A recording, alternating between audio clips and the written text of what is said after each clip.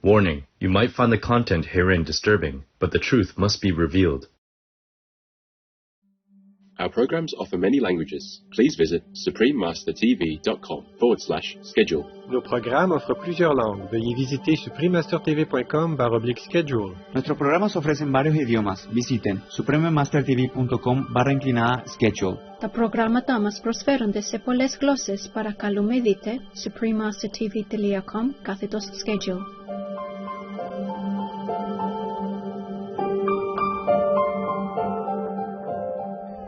COVID-19 has been confirmed as starting in a live animal market in China. They're petri dishes. They are breeding grounds for bacteria. Anyone who steps foot into these markets, they will track the bacteria, the animal's entrails, the blood, the feces. They will track them on the subways, into their homes, their schools, to medical facilities, into their work. The fact that these are still operating in our city is absolutely important. Pandemics, the key to prevention, part 2 of 3. Continue watching to find out more.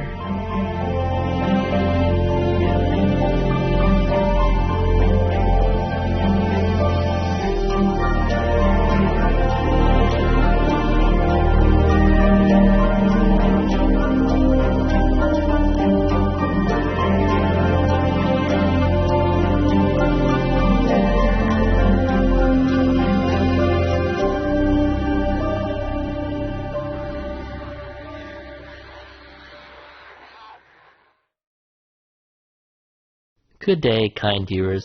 I'm Melvin. The people of the United States Virgin Islands thank you for your eco-friendly day-to-day decisions, which help to preserve our precious Earth. May you be blessed for these gentle actions.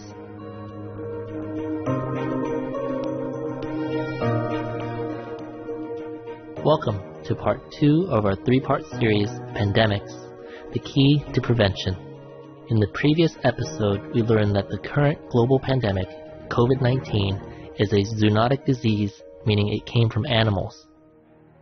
We have also learned that over the past century, zoonoses, animal diseases transmissible to humans, have caused almost all of the world's pandemics, in which hundreds of millions of people have died. COVID-19 has been traced to bats, which then transferred the virus to pangolins, or scaly anteaters. These animals were being sold for human consumption in a wet market in Wuhan, China. But how does such transmission between animals occur?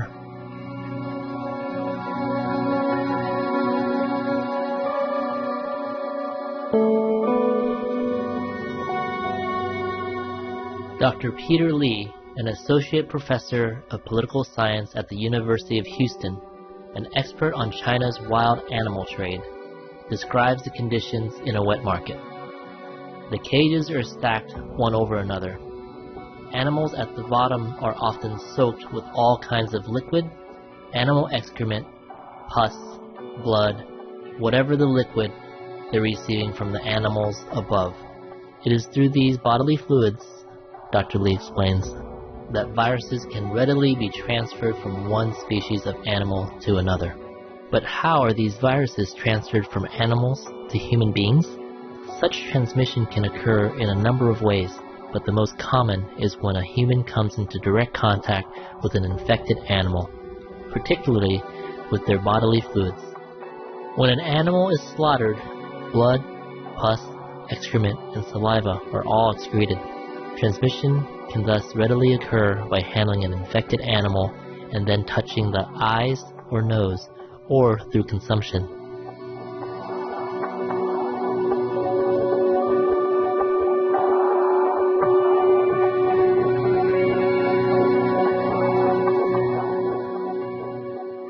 Once a zoonotic virus has been transmitted from an infected animal to even one person, it can then spread rapidly to other human beings. Over the past century, almost every pandemic has been a zoonosis. Swine flu, H1N1 emerged from pigs, MERS from camels, avian flu from poultry, AIDS from chimpanzees, Ebola from bats and chimpanzees, and SARS from civet cats. world authorities and organizations have become increasingly alarmed about the ever-increasing number of zoonotic diseases. The United Nations Food and Agriculture Organization, FAO, states, "The world is currently facing an unprecedented increase of emerging and re-emerging animal diseases and zoonoses." The World Health Organization has also expressed concern, estimating that approximately 1 billion illnesses and millions of deaths occur each year from zoonoses, and that 60% of all existing infectious diseases in the world came from animals. What is even more alarming is the number of new diseases, such as COVID-19, that are surfacing. The U.S. Centers for Disease Control and Prevention, CDC, estimates that currently 3/4 of all new or emerging diseases derive from animals.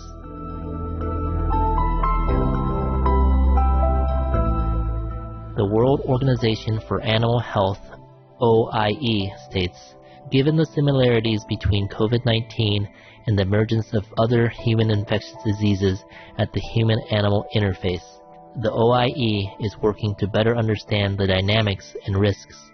After realizing that COVID-19 started through the trade and consumption of wild animals, the government of China quickly passed new legislation entitled "Comprehensively Prohibiting the Illegal Trade of Wild Animals," eliminating the bad habits of wild animal consumption and protecting the health and safety of the people. The law bans the sale of all non-aquatic wild animals. In addition, China temporarily closed many of its wet markets. Is a temporary closure of wet markets enough? What should be done to prevent future outbreaks? What government action is necessary? We'll explore these questions right after this important message. Please stay tuned to Supreme Master Television.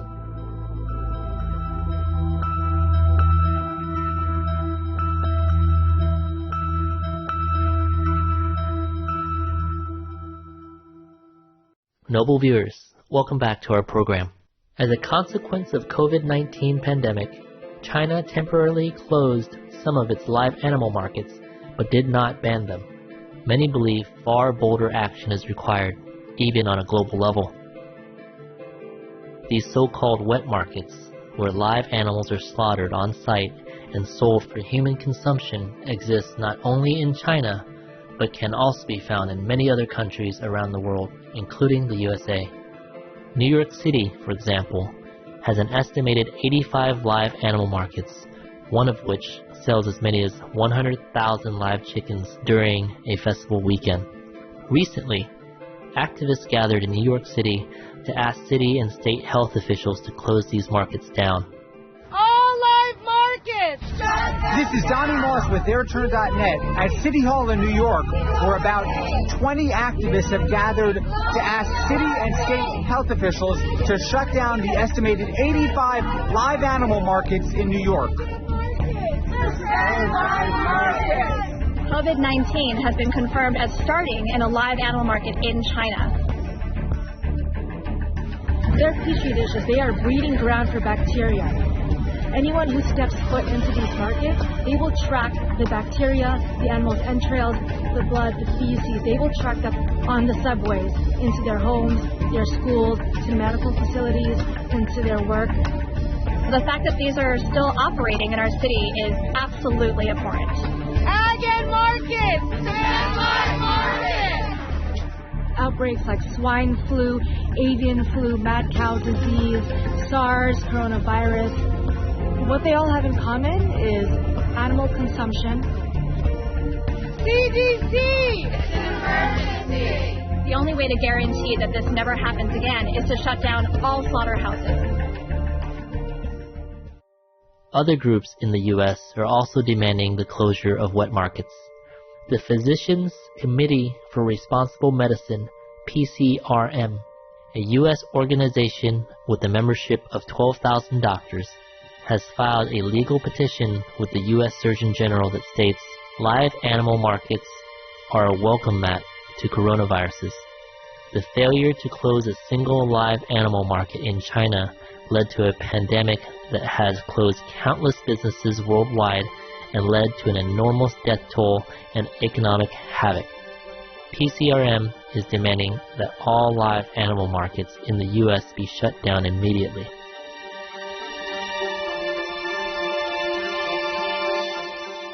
They also recommend a shift to a plant-based diet. Dr. Anthony Fauci, one of the leading COVID-19 experts in the U.S. and a member of the Coronavirus Task Force, also recently called for a ban of wet markets. In an April 2020 interview with Fox and Friends, he stated, "I think we should shut down those things, wet markets, right away.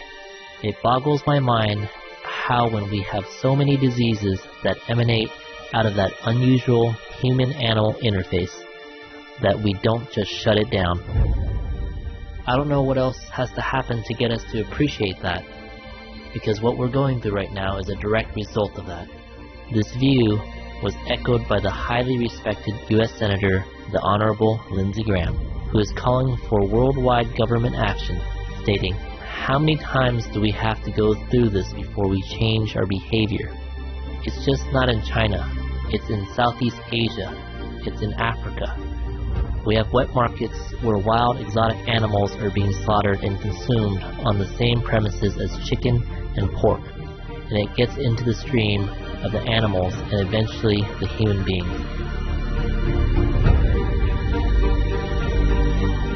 The global animal rights organization, People for the Ethical Treatment of Animals, PETA, is sending a petition to the World Health Organization calling for a closure of all live animal markets in the world.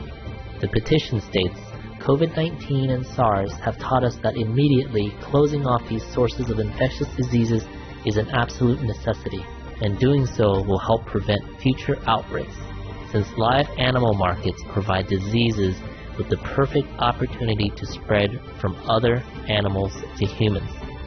But is a ban on the wild animal trade and a closure of all the live animal markets around the world enough? Supreme Master Ching Hai tells us it is not, and frequently reminds us that the true cause of all pandemics is meat consumption, as in a 2009 conference in Thailand. According to the scientific study of these fatal diseases, all of them originated from human hunting or slaughter of animals for meat. Other pandemics, such as the 1918 outbreak, in which 50 to 100 million people perished, and the one that continues to claim lives today, have their source in animals being raised to be slaughtered for meat consumption. So you see, the question is not so much whether these terrible diseases come from wild or livestock animals, but that they truly came from animals. They also are based in humans killing for meat, a so-called food that is being scientifically shown to be a poison. This is the activity that must cease for the betterment of humanity, animals, and our world. The meat eating must stop. The major pandemics and its consequences are summarized along with the estimated global economic costs below. Spanish flu, 1918 to 1920, an estimated 500 million cases and 50 to 100 million deaths, with an economic cost of $3 billion plus, which was about 5% of the global GDP at that time. Asian flu, 1957 to 1958, over 500 million cases and 1 to 4 million deaths, with an economic cost of over $9 billion. Hong Kong flu, 1968 to 1969, over 500 million cases and 1 to 4 million deaths, with an economic cost of more than $34 billion till today, which includes the vaccination cost. HIV, AIDS, 1970s and to date, an estimated 74.9 million cases and 32 million deaths and counting. The economic cost is $144 billion till 2020 and counting. Ebola virus disease, 1976 and 2014 to ongoing, an estimated 34,593 cases and 15,239 deaths as of 2020 and counting, with an economic cost of at least $53 billion US. Variant Creutzfeldt-Jakob disease, mad cow disease, 1986 to ongoing, 231 cases and counting.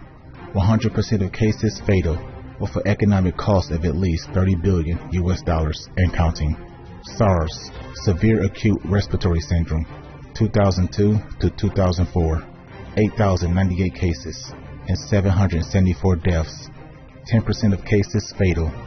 The estimated economic cost is over $40 billion US. Avian flu, 2003 to ongoing, 861 cases and 455 deaths and counting. 50% of cases fatal. The estimated economic cost is at least $1.9 billion US and counting. Swine flu, 2009 to 2010, up to an estimated 1.4 billion cases and 575,000 deaths, with an economic cost of over $50 billion US. MERS, Middle East Respiratory Syndrome, 2012 to ongoing, 2,506 cases and 862 deaths as of January 15, 2020, and counting. 35% of cases fatal. The estimated economic cost is at least $10 billion US and counting. COVID-19, 2019 to ongoing, an estimated 4.9 million cases and 329,300 deaths as of May 22, 2020, and counting. The International Monetary Fund, IMF, stated that COVID-19 could cost $9 trillion US in 2 years. Precious viewers, thank you for your company today. Please join us again on Monday, June 1st, for Pandemics, the Key to Prevention, Part 3 of 3, as we continue our series.